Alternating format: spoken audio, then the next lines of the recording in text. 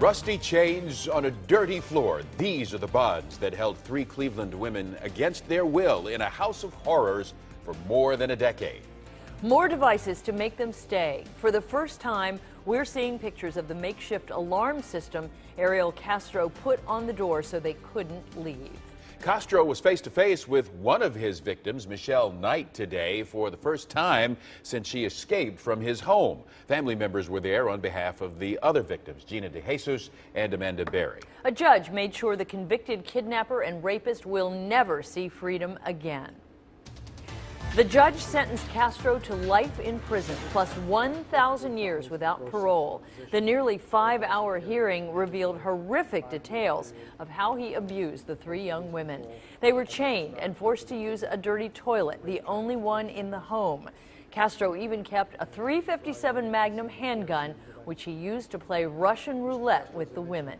Michelle Knight was extraordinary today, as she described to the courtroom the horror she endured.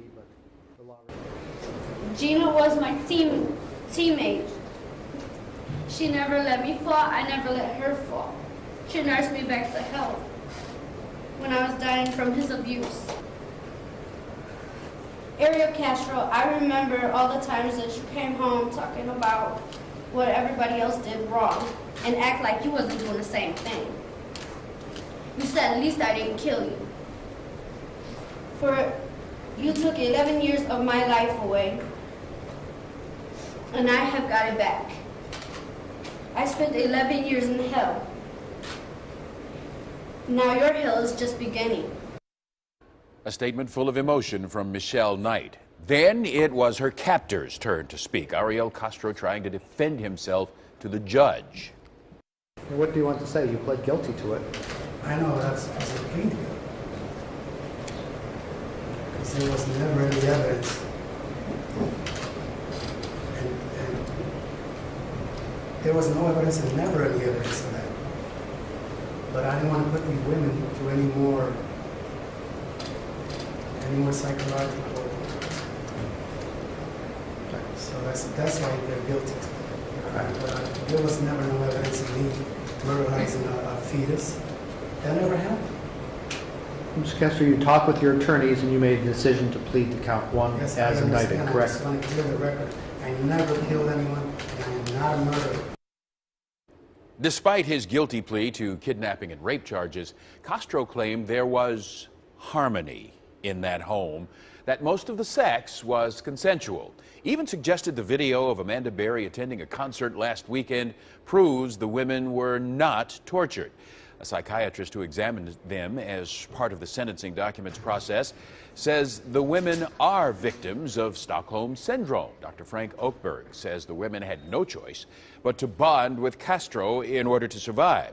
Castro blamed his actions on a sex addiction. Clinical psychologist Ariel Castro has never examined Castro, but she's not buying his reasoning. She says today was simply Castro's grandstand moment, an opportunity to gain some sympathy. I am guessing that he has told himself a lot of stories. These kinds of stories allow him to live with himself. Many of you turned to social media to talk about the sentencing of Ariel Castro. Many of you thought he should have received the death penalty, but adding, either way, Ohio taxpayers will be paying for his sentence.